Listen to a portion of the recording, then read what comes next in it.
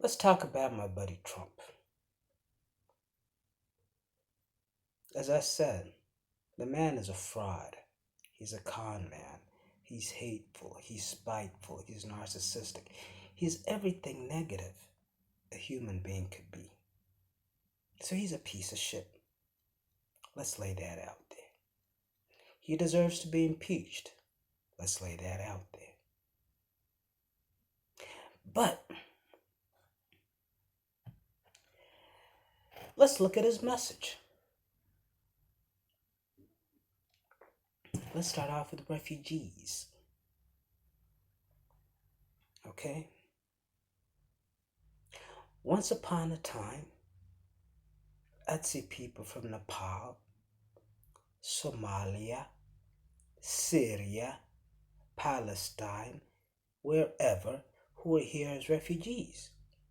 And as an American, I feel good that we welcome these people in. Some of their countries, we fucked up. And so, if I come to your house and I set your house on fire and I burn your house down, I think it'd only be right if I let you come sleep in my basement for a few weeks till you could get your insurance payment and get another house. But if I invite you into my basement to live until you get back on your feet, and as payment for my generosity, every morning you go out and kick my dog. My dog ain't done shit to you, but you go out and kick my dog. My little daughter comes home from school. She's tired. She just wants to get something to eat. You're in the kitchen. You're hogging up the microwave, the stove, the fridge. My little daughter can't get shit to eat. What kind of guest are you? What kind of guest are you?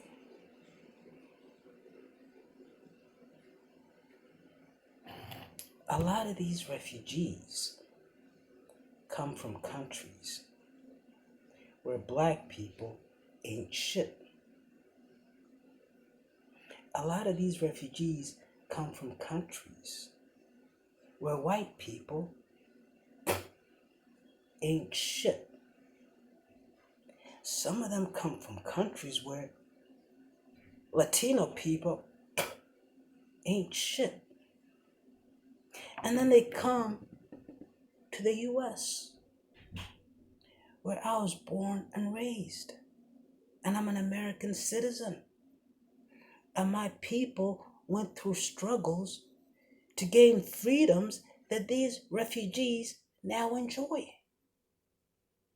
But because I come from India or Palestine or Indonesia or Argentina or Colombia or Costa Rica or Syria or Jordan or wherever. And in my country, black people ain't shit. And I come here and I maintain that same fucking attitude, I need to get the fuck out of this country. Because I'm an American, motherfucker. You are a visitor to my fucking country, bitch. So you do not disrespect me in my fucking country when the tax dollars that I've been paying every fucking year is what is enabling you to get out your shit whole country and come to my country. Fuck you. Fuck you. Trump has a point. A lot of the Central American refugees, not all of them, but a good number of them, come here, get involved in gangs, get involved in drugs, get involved in human trafficking. Do we as Americans want them in our country? You got some that come from the Middle East. Their minds are not right. So in that point, I support Trump. Yes, we should leave our doors open, because there really are people out there who are suffering. You might be in country X and you're standing up for the people. And country X is a dictatorship. And now the dictator wants your head.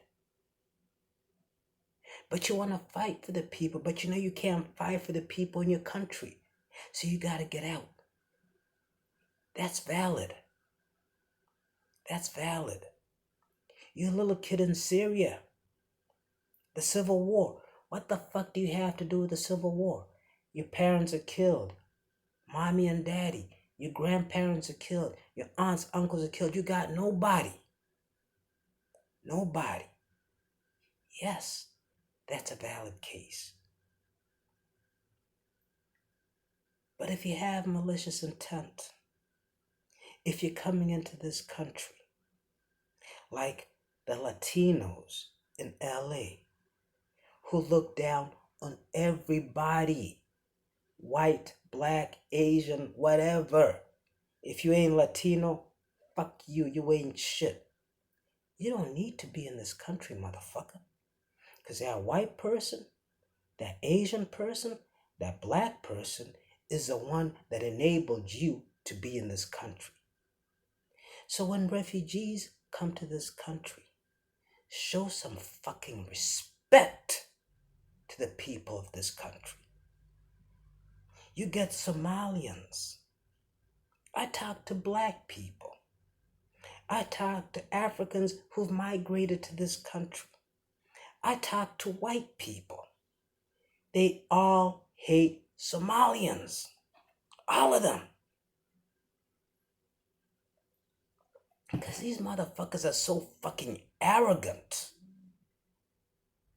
They think Islam is better than everyone else, so I'm a Muslim, so fuck you. Disrespectful of everybody. And their country is fucked up. They don't even have a fucking country. They don't even have a functioning country. And they come to America, where Americans welcome them in. And they disrespect the American people. Go the fuck back to your fucked up country.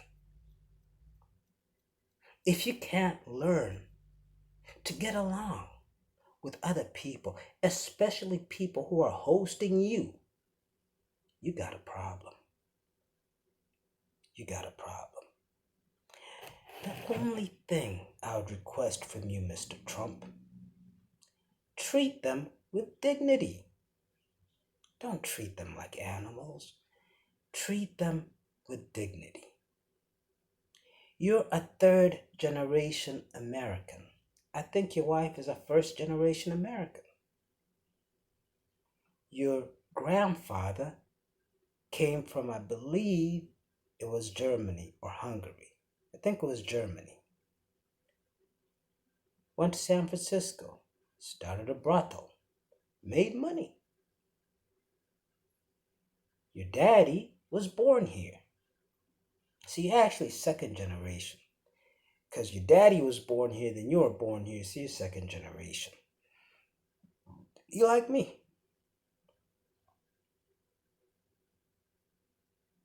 So you're not too far removed from Ellis Island, Mr. Trump. So just treat them with dignity. They're human beings. Treat them with dignity.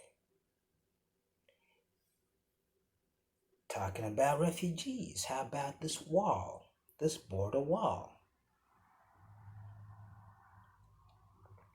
I would like a Democrat to explain to me what is wrong with building a wall across our borders to protect our borders. The Chinese built the Great Wall of China. Most countries have border separations. With Brexit, one of the big issues was the Irish hard stop, a customs invisible wall. What is wrong with building a border wall? If we have Mexicans who are illegally crossing the border, when Europeans, when Africans, when Latin Americans, when Canadians, when Asians cross a border legally, now they may stay illegally, but they cross a border legally. What makes Mexicans so special that we just open the borders to them? Why don't we just get a bunch of buses? Let's just get a bunch of fucking buses, send them now to Costa Rica, Panama, all the way wherever, all the way to the tip of Chile, and just ride up, grab any fucking Latin American, Central American that wants to come to America. You know what? You ain't got to sneak across a border. We'll put you in a bus. We'll drive you through El Paso, Tijuana, New Mexico, Texas. We'll drive you into the country. You ain't got to sneak across no border. Why don't we do that? See, there is a burden placed on the border states by illegal immigration. There's a burden. And when you talk about illegal immigration, the vast majority of them are Latino. The Europeans who come here, the Africans who come here, the Asians who come here, even if they overextend their stay, they tend not to fall back onto the social safety net. You will not see the Africans, the Asians, the Europeans getting food stamps and Medicare and all that shit. They'll find a way, get paid under the table. But they're not going to rely on the government to support them. The same cannot be said for the Latinos who illegally cross into America. When they get a cold, instead of going to a doctor, they go to the emergency room and they don't pay the bill. When they need some extra money and they're in California and LA driving, you're driving along, obeying all the rules. All of a sudden, a car comes from behind you, cuts in front of you. You don't have time to brake. You hit them. They collect an insurance payment. In LA, landscaping, construction, they control it. It's like a cartel. If you're black, white, or Asian, you cannot get a job in landscaping or construction.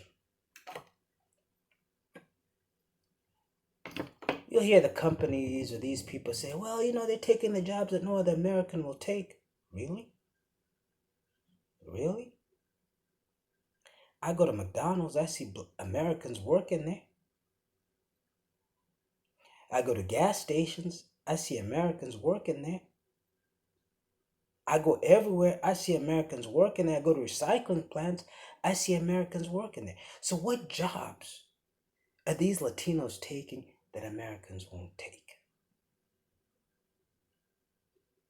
So, Mr. Trump, I applaud your drive to build a wall across our southern border. Because as a sovereign nation, we have the right to determine who we let in and who we don't let in. We have a right to determine the criteria upon which you could stay in the nation or you don't have to stay in the nation. I heard a proposal that your administration put out, getting rid of the green card granting based on having relatives in the certain country. And I applaud that, because what happens is I may be from Tanzania and I get a green card and I come to America. And the US might have allocated 1,000 green cards for Tanzania. But if I take 10 of those slots, such that my family members come to America, what is that doing?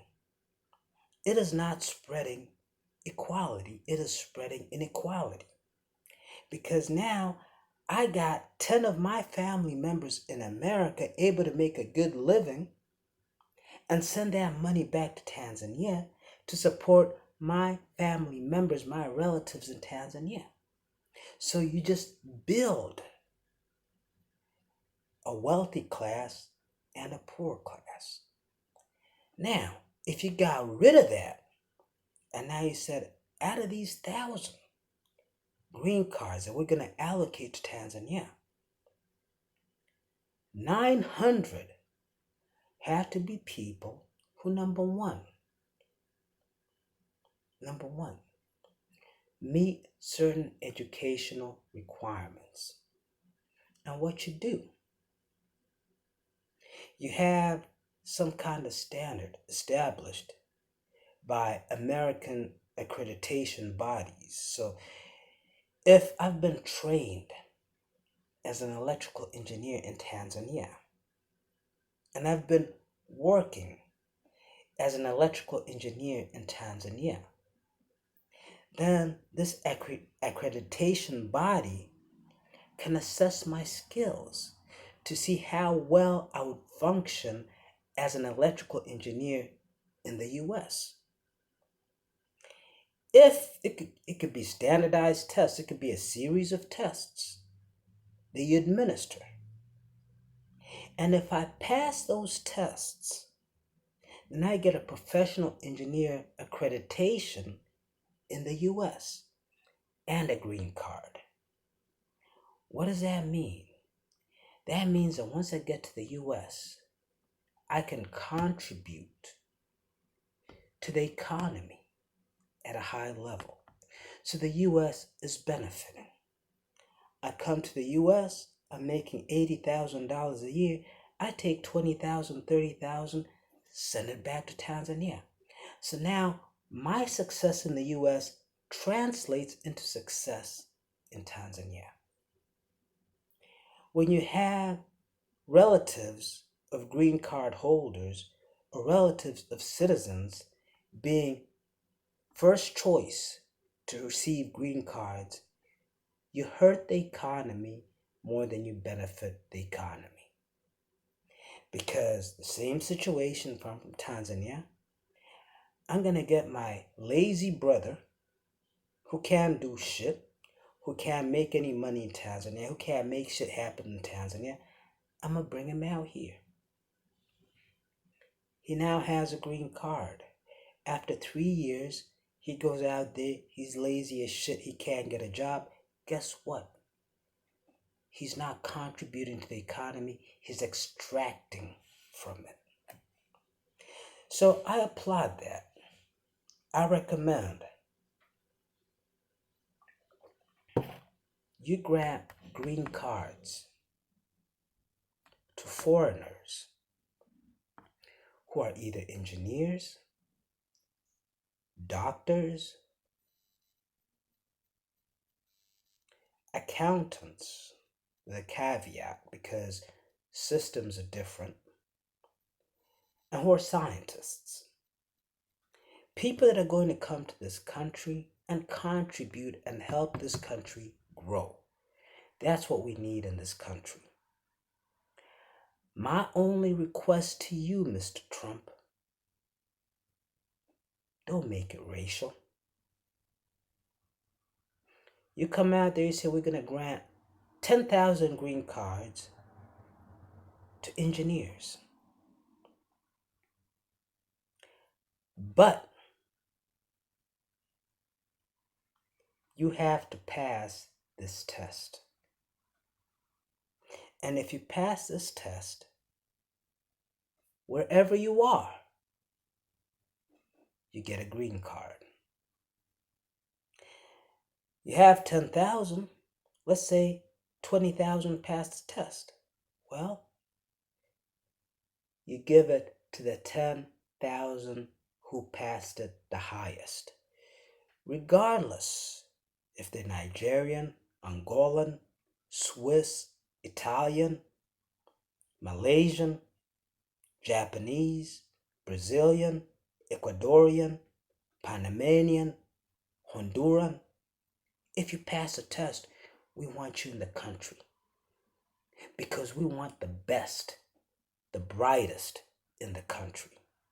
Because when we have the best and the brightest in the country, Mr. Trump, then and only then will America be great again. So build your wall, Mr. Trump. Build your wall. Enact your immigration modifications and reward those who can contribute, not those who are going to be a drain on society. I want to talk about tax cuts.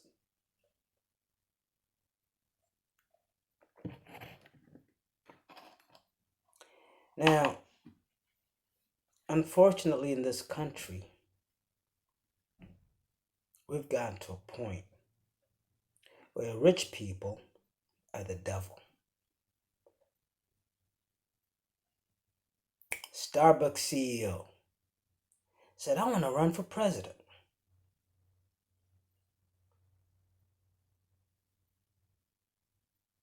Everyone else says, I want to run for president.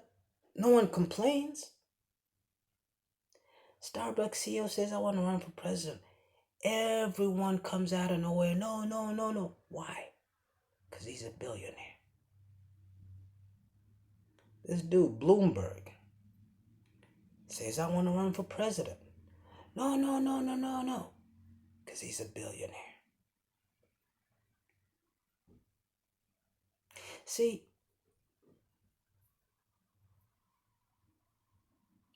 we're going in the wrong direction in this country. Because what we are rewarding, what we are embracing is mediocrity. America was truly founded in 1787 because we were still fighting the British till 1787. A lot of people don't realize that.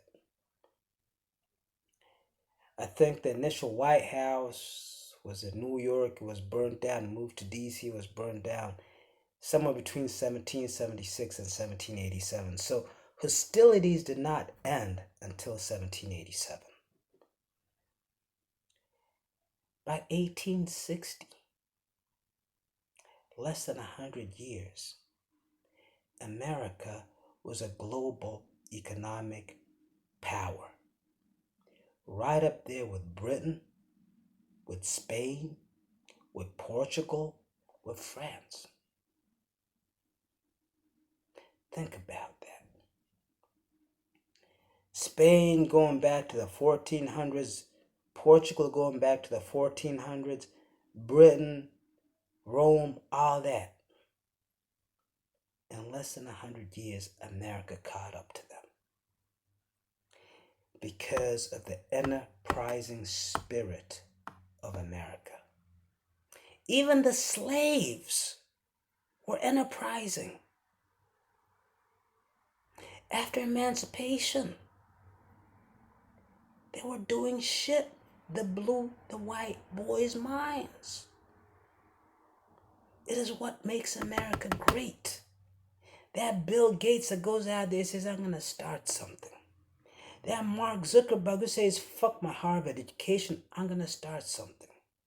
That Michael Dell who sits in his fucking dorm room and assembles desktop computers and sells them. That this Amazon dude, Bezos, who sells books from his fucking garage and becomes a billionaire. Those 3 white boys that I once worked for, who left their high-paying positions in corporate America and said, we're going to start our own company. And they all moved into one house. White boys who used to make over $200,000 a year said, fuck that. We want to start our own shit. That's what makes America great. The lazy motherfucker that wants to go sit at Starbucks all day running their mouth. The lazy motherfucker that wants to play video games all day. The lazy motherfucker that's on Facebook all day. They don't make America great. The professional athletes, musicians, writers, they don't make America great. And I'm saying that being that I'm an athlete. I've been playing sports since I was fucking 6 years old.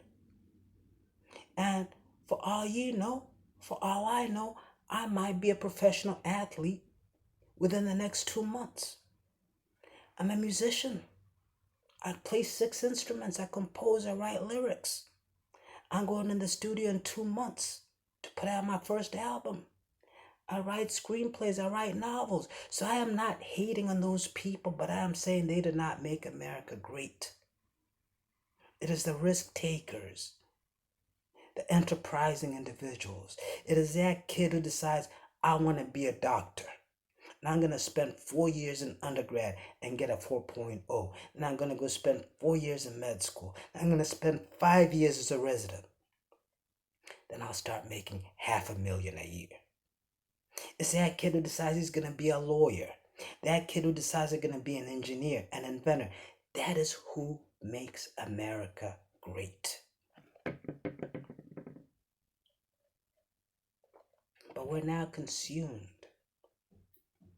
with Facebook, with Instagram, with video games. And these lazy, worthless motherfuckers who do not want to apply themselves.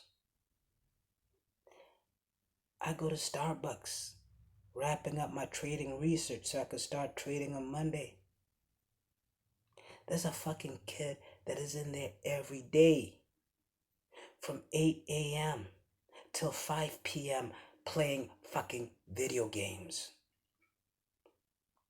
You got these idiots on Facebook, I'm this, I'm that, I'm this, and they ain't even shit. I was training today. Sports. Some little fucking nerds come harassing me. I told them, get the fuck away from me. I walk away. I don't want to fight because I don't want to catch no case. I walk away. They follow me. After a while, I said, fuck it, I'm tired. 4 of them jumped me. I fucked them up. You see no injuries on me. I fucked them up. Then called the cops. These are the pieces of shit